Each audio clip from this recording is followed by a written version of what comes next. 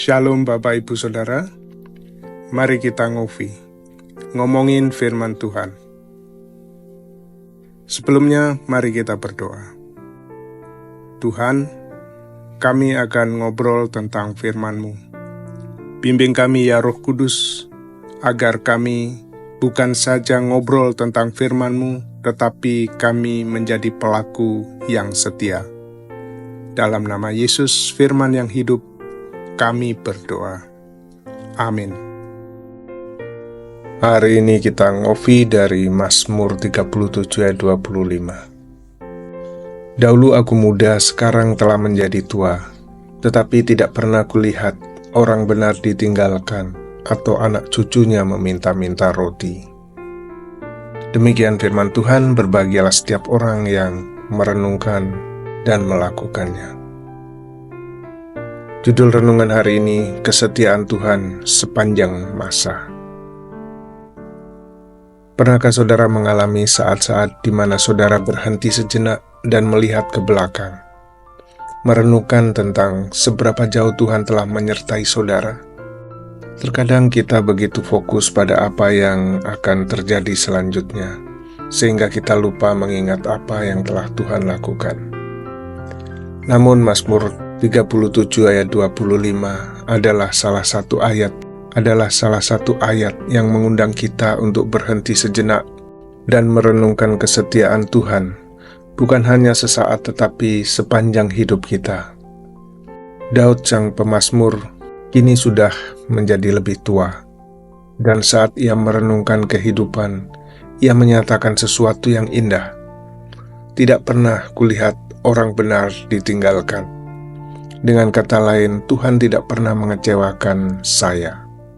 Itu adalah kesaksian yang kuat, dan itu juga bisa menjadi kesaksian bagi kita.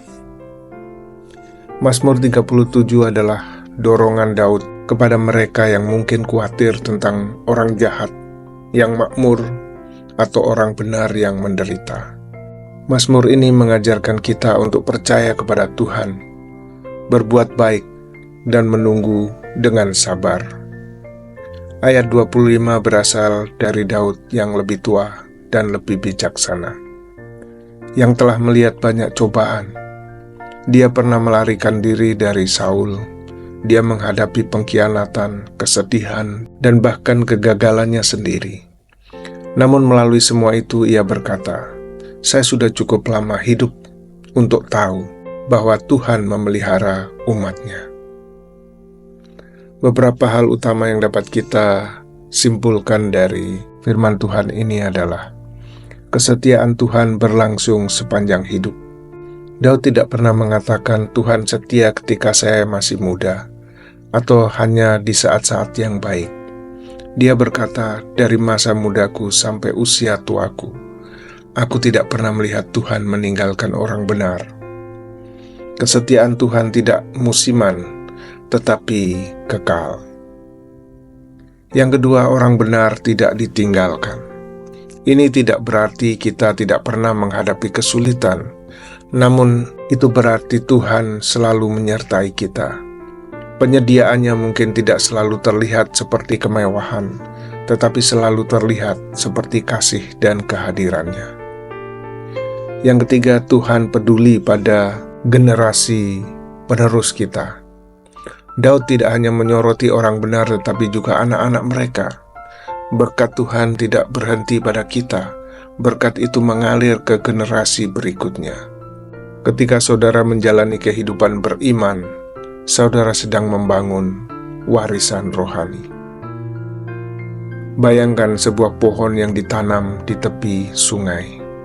Saudara melihatnya hari ini kuat, stabil, dan menghasilkan buah.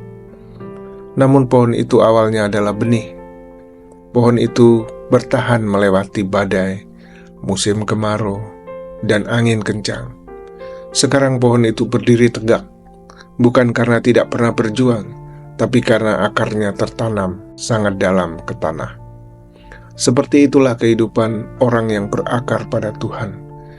Itu tidak berarti saudara tidak pernah menyerah di bawah tekanan, tetapi saudara tetap berdiri karena Tuhan tidak pernah menyerah.